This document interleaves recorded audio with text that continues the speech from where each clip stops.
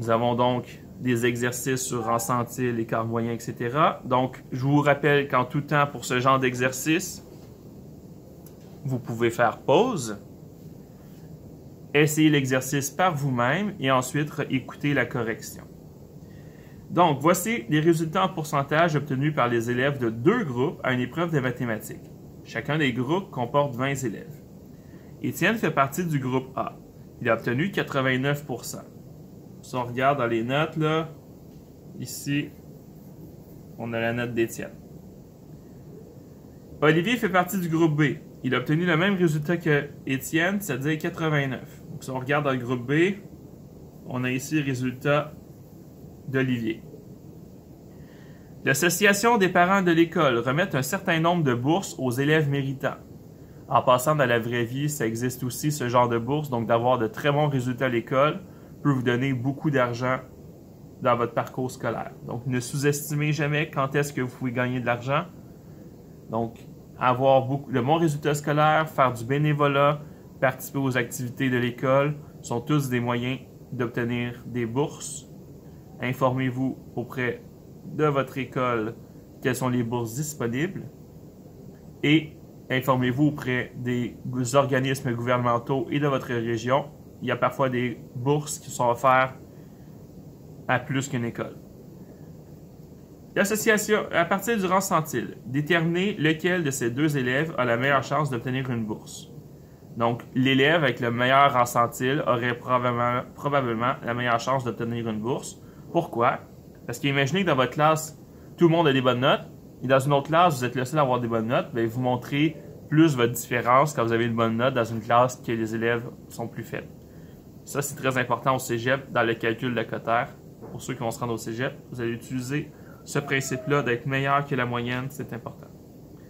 Ici, comment on va faire le rang centile? Donc, on va commencer par trouver le rang centile pour Étienne. Pour Étienne,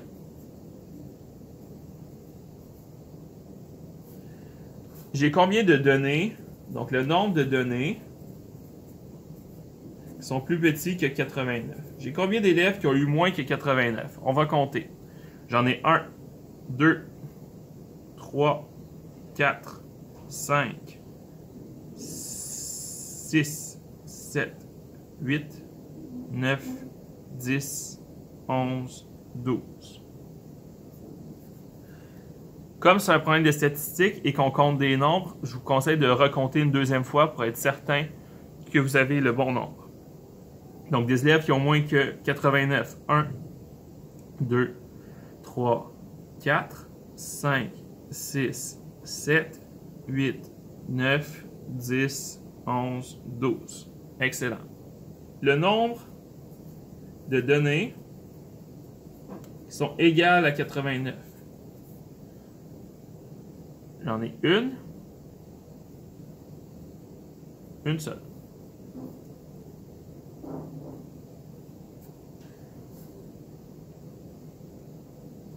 Parfait. J'ai ensuite la formule du rang centile.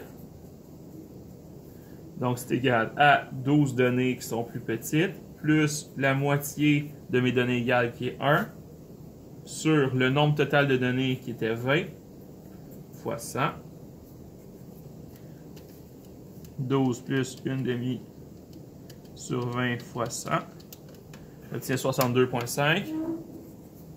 Donc, le rang centile d'Étienne, c'est égal tout simplement à 63. Son rang centile, c'est 63. On va y aller maintenant avec Olivier. Le nombre de données qui sont plus petits que 89. Je vais compter 1, 2, 3, 4, 5, 6, 7, 8, 9, 10, 11, 12, 13, 14, 15. Le nombre de données qui sont égales à 89.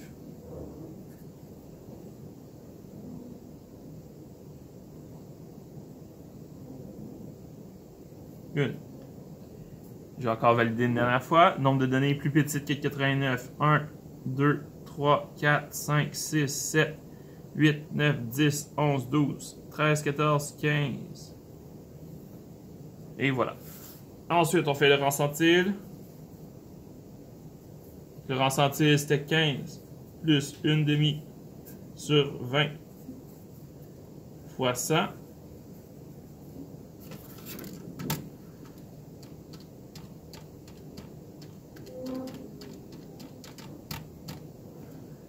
« 77,5.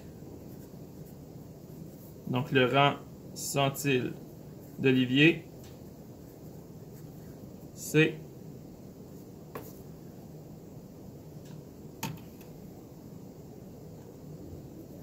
78. Donc, lequel des deux élèves a la meilleure chance d'obtenir une bourse? Notre réponse, Olivier a plus de chances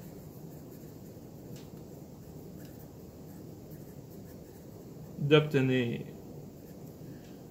une bourse qu'Étienne,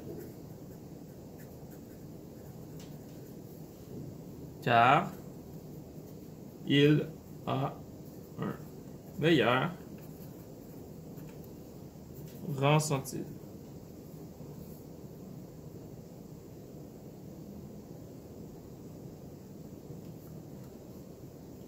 OK, on va y aller avec le prochain. Bon, voici les résultats de 255 élèves d'une école à un examen. Quel est le rang centile associé à un résultat de 70? Donc, le résultat de 70, c'est ici. J'ai combien de données inférieures? Parce que dans la formule du rang centile, je dois dire le nombre de données inférieures. J'en ai 1, 2, 3, 4, 5, 6, 7, 8, 9, 10, 11, 12, 13, plus 35, plus 30, plus 22, plus 20. Donc, j'ai 120 données inférieures, plus 2 données égales, sur 255 données, fois 100.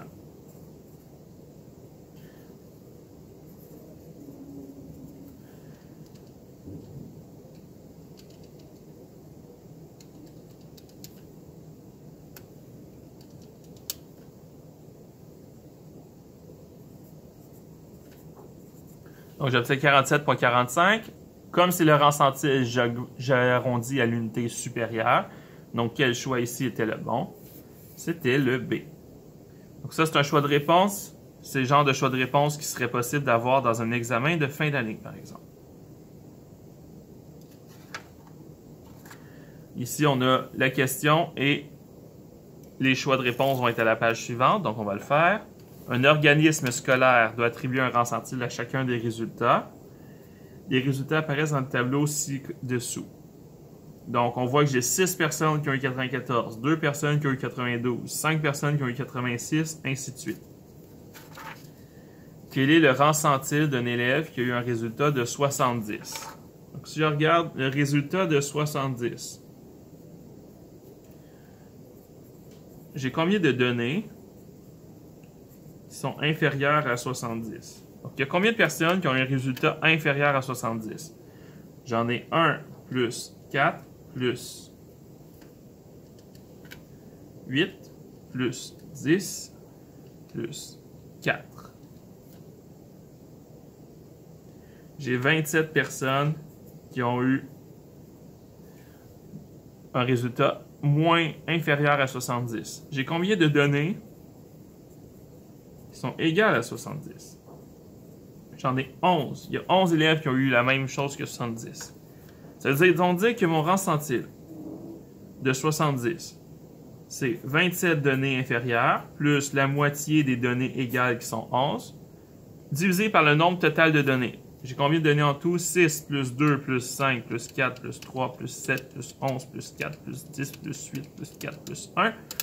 65. Je vais valider si j'ai bien fait le total des élèves. 6 plus 2 plus 5 plus 4 plus 3 plus 7 plus 11 plus 4 plus 10 plus 8 plus 4 plus 1. 65. Parfait. J'ai 65 données fois 100. Ça va donner rang centile 27. 27 plus 11 demi. 32,25 divisé par 65 fois 100. J'obtiens 50. Tiens, un rang centile de 50. Parfait. Quel est le rang centile d'un élève qui a eu un résultat de 70? La réponse, 50. Merveilleux. Est-ce que j'ai regardé les choix tantôt? Ben non. Un choix de réponse, là, ne regardez pas les choix. Essayez de résoudre le problème par vous-même. Une fois que vous avez votre réponse, regardez quel choix correspond à votre résultat. 4. Un diagramme à tige et à feuille comporte 129 données. Donc, on a toutes les données ici. Quel est le rang centile du mode de cette distribution? Qu'est-ce que c'est le mode? Le mode, c'est la donnée qui est là la plus souvent. Donc, il y a une donnée là-dedans qui se répète souvent, souvent, souvent. La donnée, si vous regardez bien comme il faut, on a 9, 9, 9, 9, 9, 9. Donc, 1, 2, 3, 4, 5, 6, 7. Mon mode, c'est la donnée 69. 1, 2, 3, 4, 5, 6, 7. La donnée 69, c'est le mode. Quel est le rang centile de ce mode? J'ai combien de données qui sont inférieures à ça?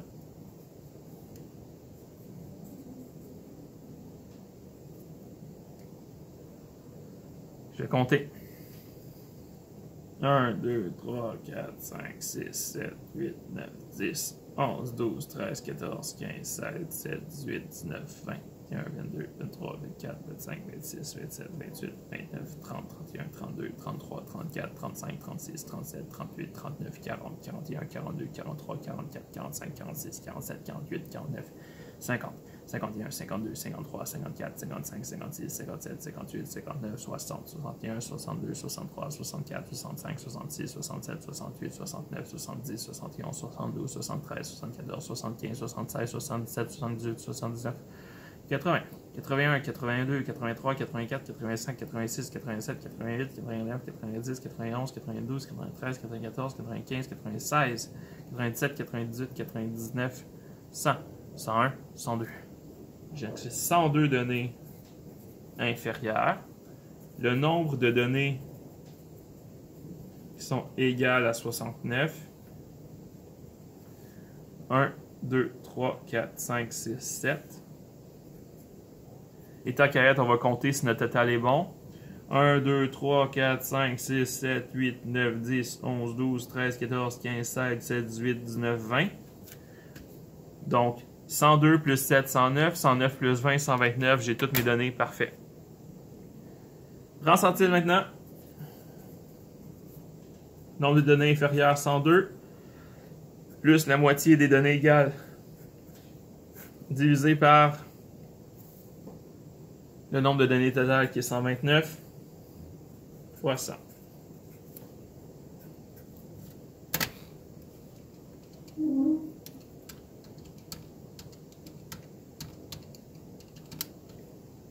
« 81,78. Donc, mon rang centile, c'est 82e rang centile.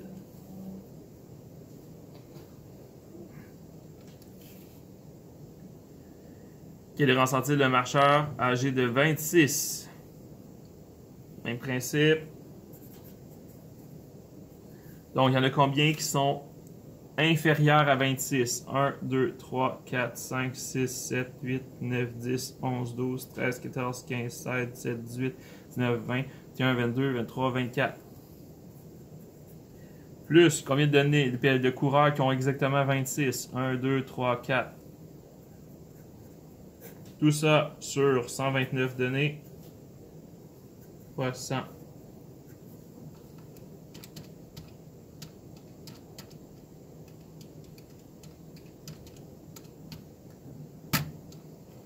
20.155.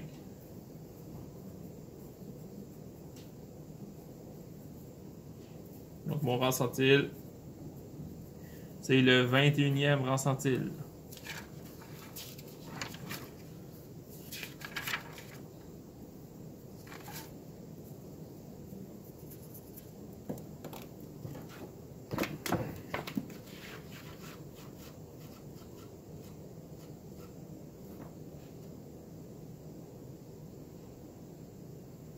C'est le rang centile 21.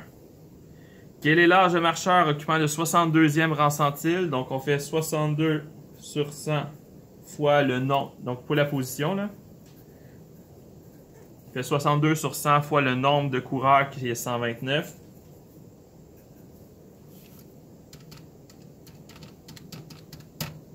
On obtient 78.98 et je vous rappelle qu'on arrondit à l'entier inférieur. 79.98, pardon.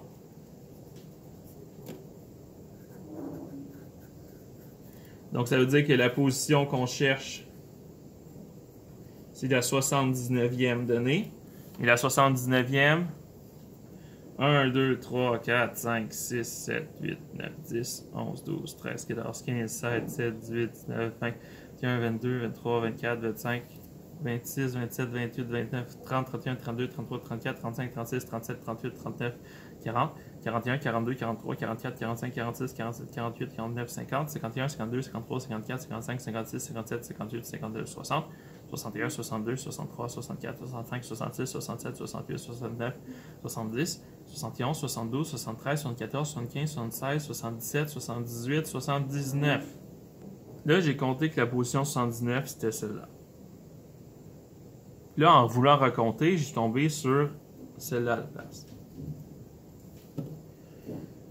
Puis là, je me suis dit, ben là, il faudrait que je recompte parce que on s'entend que si tu comptes deux fois et tu n'as pas le même nombre, ben là, il y a un des deux qui est bon puis un des deux qui est peut-être pas bon.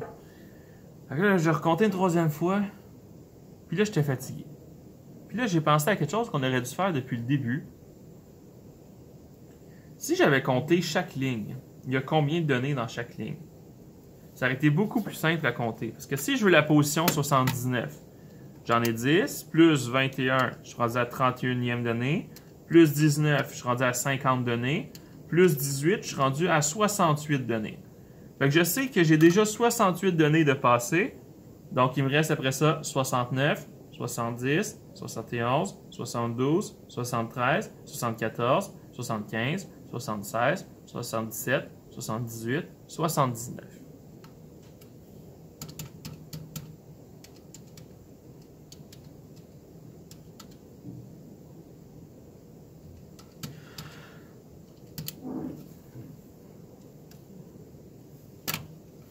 Donc, la 79e donnée, ma réponse, c'est quelqu'un qui a 55 ans. Finalement, dernier problème qu'on voit aujourd'hui. Lors d'une course regroupant 350 athlètes, Louis est arrivé 91e. 23% des athlètes sont arrivés avant Simone. Puis François a devancé 247 personnes. Sachant que le rang centile est calculé selon le temps selon lequel ils ont terminé la course, terminer le rang centile de chacun des trois athlètes. Bon. Donc, comme c'est le temps qui détermine la position, on peut supposer qu'il y aura personnes qui sont égales à ces nombres-là.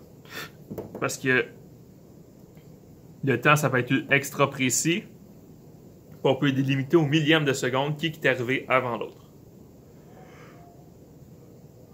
Donc, pour Louis, son rang centile, c'est 91 personnes avant lui, plus lui-même qui est égal à lui-même, sur un total de 350 athlètes, fois 100. 91 plus une demi sur 350 fois 100. On obtient 26,143. Et donc, le rang centile de Louis, ça va être 27e. Le 27 rang centile. Ensuite, 23% des athlètes sont arrivés avant Simone. Ça veut dire que Simone son rang centile, c'est tout simplement 27. François a devancé 247 personnes. Donc, pour François, on va faire que son rang centile, c'est égal à 247 plus lui-même sur 350 personnes fois 100.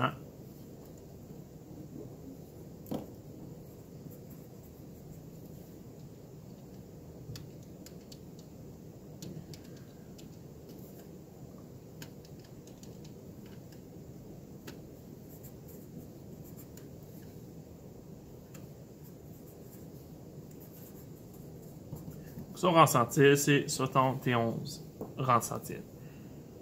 Voilà, c'est tout. On fait la formule des rangs centiles et ça, tout va bien. Donc, on se reverra dans la prochaine vidéo sur les statistiques. Bonne journée!